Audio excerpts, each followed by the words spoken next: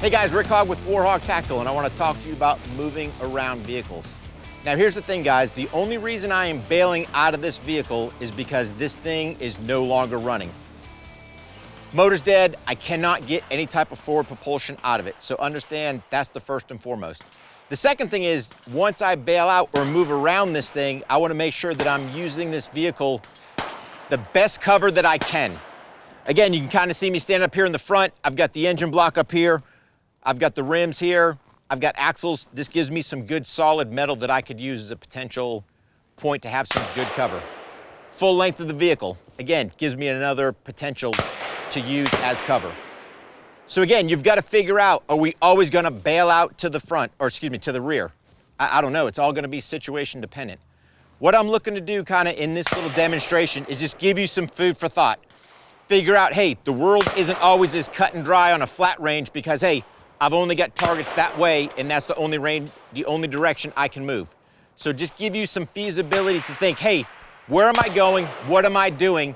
And really practicing this around your vehicle dry will greatly enhance your survivability if you're ever in that situation where your vehicle's disabled and you've got to fight out of it. Go ahead, put your eyes and ears on. We'll give you a quick live fire demonstration.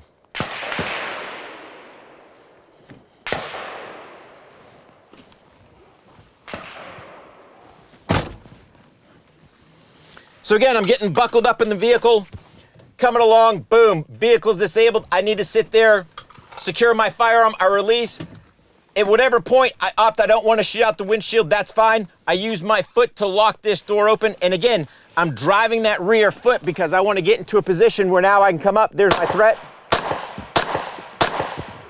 Once I've engaged him, now I'm good to go. Finger comes off, I'm looking that I'm going back.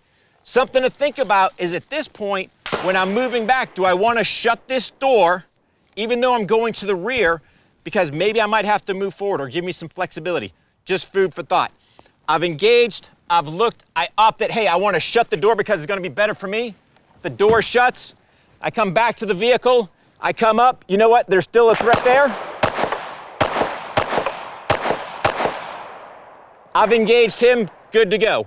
Now from here, I know I've shot a bit. I could be concerned, is there more threats? I don't know. Nobody's shooting at me, I've got a safe point here. I'm gonna sneak behind the vehicle. I'm gonna conduct a quick tack mag change. Goes in, secured in the mag. Now I'm gonna sit there and move forward. As I'm coming forward, again, I'm scanning my area, what's going on. As I approach, I notice out of my periphery, boom, I've got a threat target over there. So for here, I'm coming in, I'm going down to a kneeling. I've engaged him. Once I'm done, I'm standing back up, assessing. Oh, he's still a threat.